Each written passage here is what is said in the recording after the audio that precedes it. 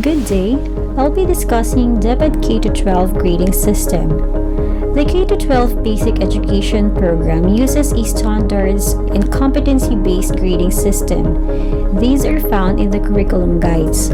All grades will be based on the weighted raw score of the learner's summative assessments. The minimum grade needed to pass a specific learning area is 60, which is transmuted to 75 in the report card.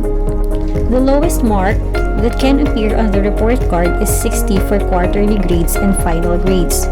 For these guidelines, the department will use a floor grade considered as the lowest possible grade that will appear in learner's report card. Learners from grades 1 to 12 are graded on written work, performance task, and quarterly assessment every quarter.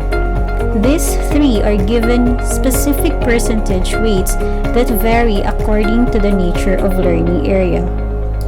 So how is learner progress recorded and computed?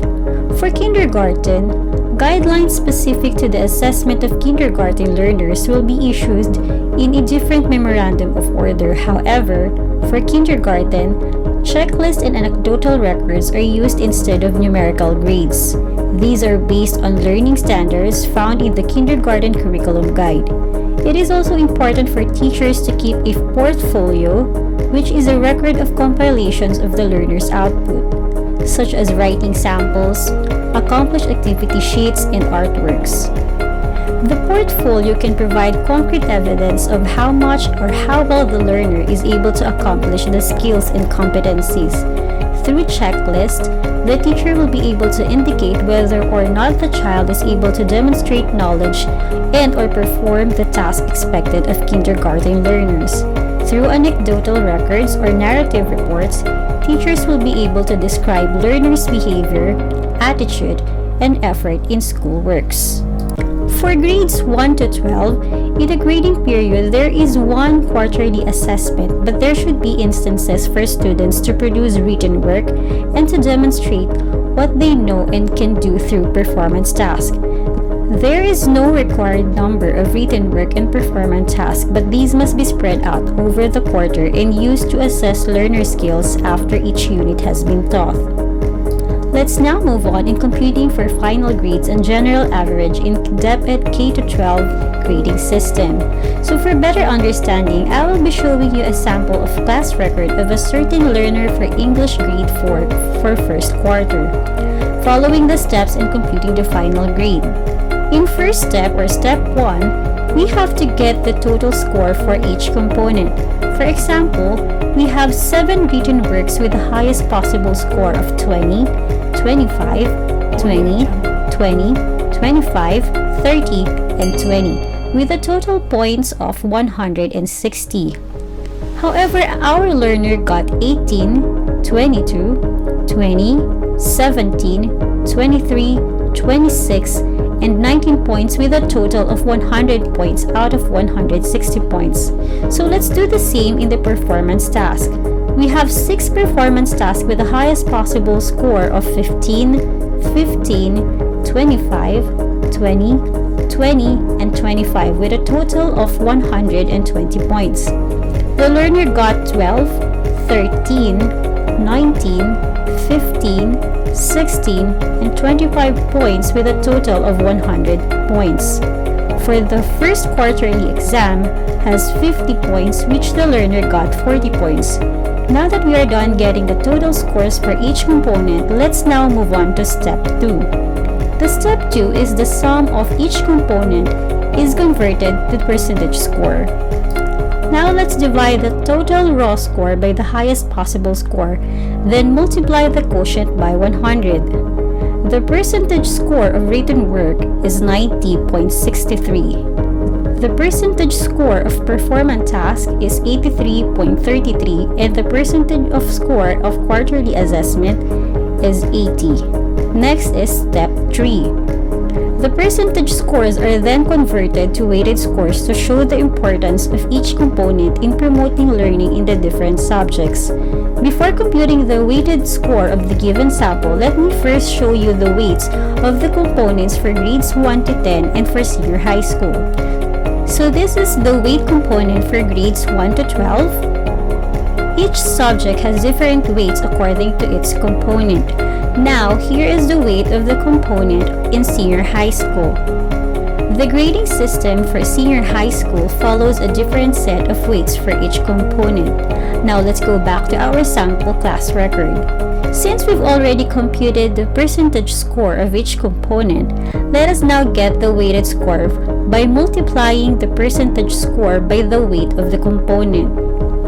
Written work for English grade 4 is 30%. Since we've already got the percentage score of the written work, which is 90.63, we have to multiply it by 0.30. So the weighted score of written works is 27.19. Then the performance task for English grade 4 is weighted 50%. Since the percentage score in performance task is 83.33, we have to multiply it by 0.50. The weighted score of performance task is 41.67. Now, the quarterly assessment for English grade 4 is 20%.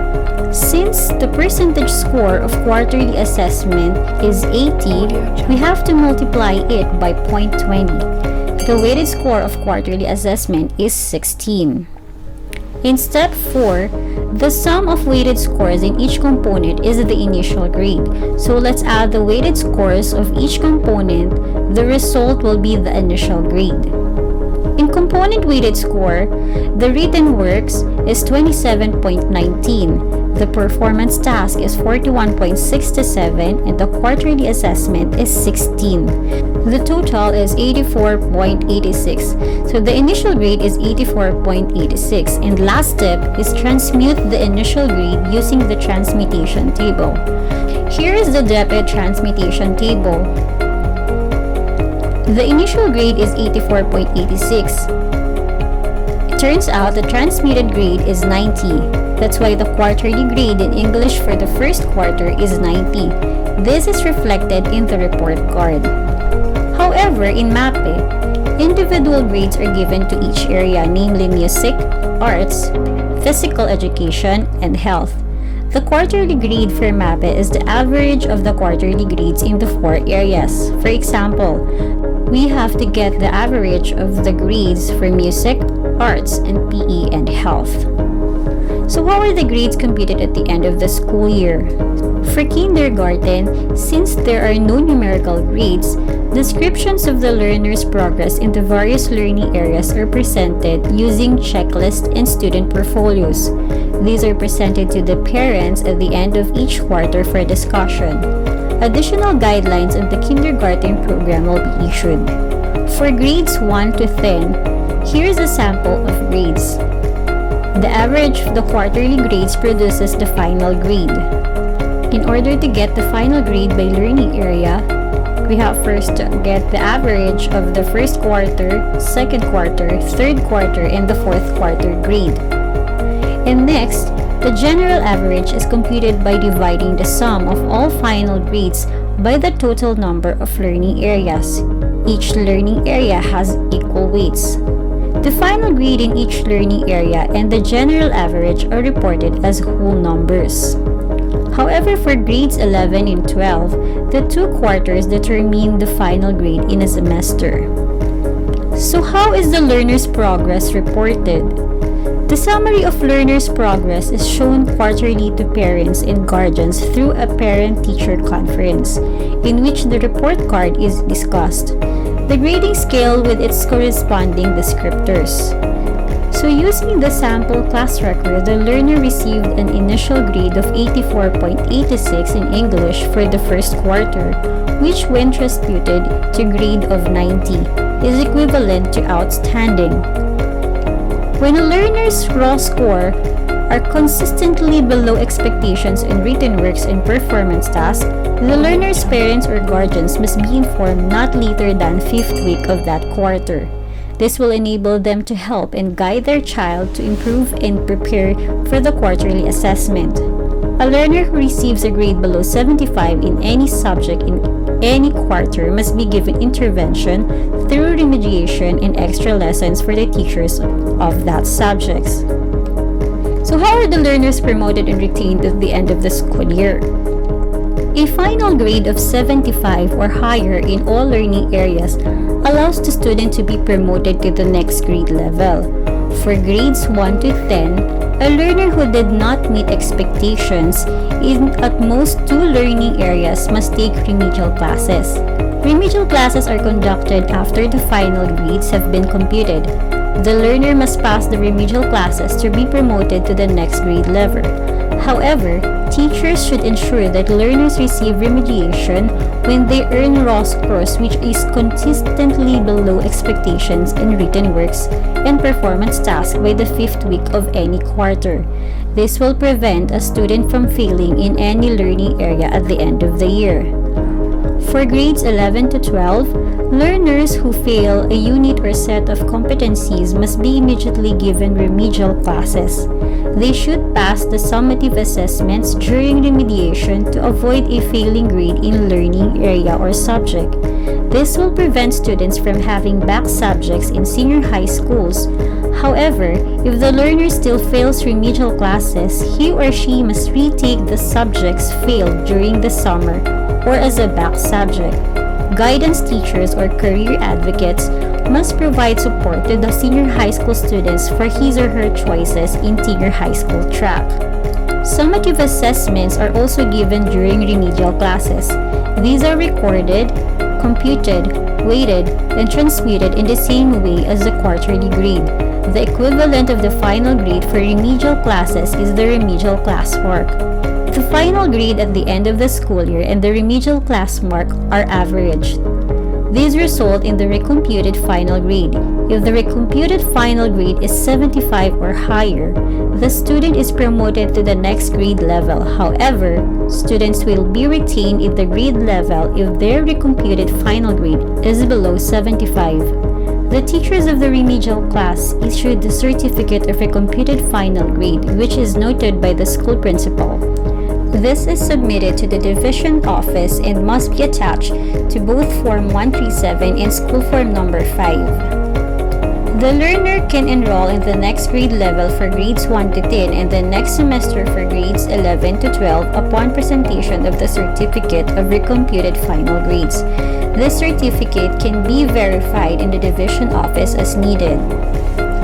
Due to COVID-19, the DepEd implement a new grading system. Written works and performance tasks shall be administered to assess the content and performance standards that describe the knowledge, abilities, and skills that learners are expected to demonstrate. These tasks could be designed to include the students' learning portfolios that document all the evidence of learning within the grading period, including self-reflections, self-evaluations of performance tasks guided by the rubrics, and self-selected best outputs in learning modules. Minimum of 4 written works and 4 performance tasks within the quarter, preferably 1 in 2 weeks integrating 2 or more competencies. All competencies should be covered by the performance task. For example, the performance task can be used to assess science, math, and English altogether for a certain topic. For this current school year, quarterly assessments shall not be administered. Quarterly examinations were given a weight of 20%. Since it will no longer be a part of the grading system for this school year, its previously determined weight was distributed equally to written works and performance tasks, allotting an additional 10% to each component. This maintains an emphasis on performance tasks for some learning areas.